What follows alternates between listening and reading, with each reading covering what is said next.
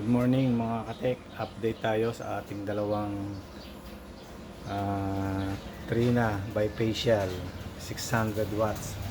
So ito ang kanyang harvest. Ayan. Isang 300, isang 400. Pero magkatabi lang yan, nakita nyo naman. Tapos itong dalawa ay patay na yan.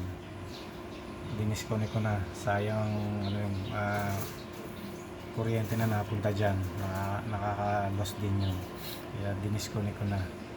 Actually 4 string yan, tapos ang ating bali ang amps nya ay pumapatak na 12 and 15 amps. So ang MPPT nito ay 30 yan, so may allowance pa.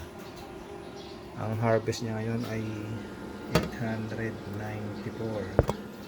So ang ating battery ay puno 100%, 30 volts. So yan, zero na tayo, zero DU. Okay, so ang aking load ay 637 kasi nakabukas lahat ng electric fan, lahat nakabukas. Saka yung siyempre meron tayo isang ref na inverter. So try natin kung kakayanin ng aircon kapag mainit na mainit. Actually hindi pa masyadong mainit yan kanina ay makulimlim, hindi pa masyadong mainit yan. Kanina nagpo 450 kanina. So hindi pa talaga siya mainit. Compare natin na so, yun. Kung babasihan natin ang percentage ng Trina bifacial sa 420, almost sa 600, almost 80% ang efficiency na. Hindi pa masyadong mainit yan. 11:15 ay 11:19 pala. So yun, hindi pa pinaka-peak yan. Hindi pa peak yan, hindi pa peak. Ang peak talaga niya pag talagang sobrang init.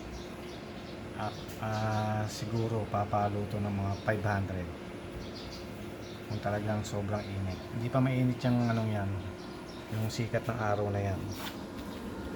So tignan natin kung papalo siya ng 1.1 kilowatt.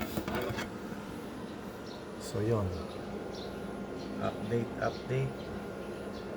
So kung ating sa criteria nya, pasado si 600 watts na bifacial Trina. Ang ating battery ay puno 13.4, 13.6. Okay,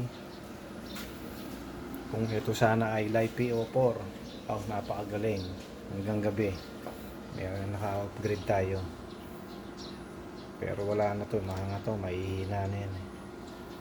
So plan na ipon para mapalitan ng LiPo4. S168 ang ating ilalagay dyan, basta kung saan makakamura. Nag-ano rin ako sa online kung yung 24 volts 100 AH, kung saan tayo makakamura doon tayo, basta LiPo4. So yun, 400, so 800, 885, 619 ang ating load. Mataas ang load natin sa araw kasi nga bukas lahat ng electric fan. Pero isang araw akong nagtipid nung wala pa yung aking panel. Ano tayo na naka pure DU. So tingnan nyo, magkatabi lang yan, pero ang harvest nila ay magkaiba. 390, konti lang naman diferensya.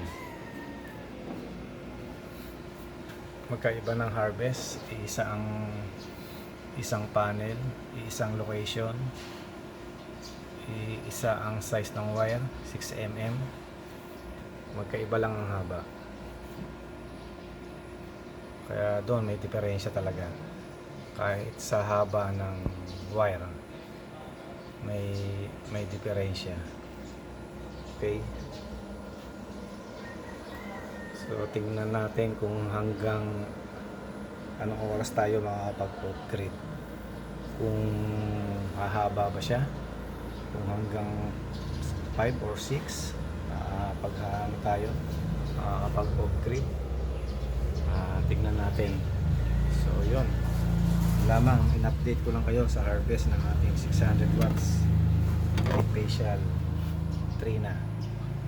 Okay, so yun lamang po, and God bless us all.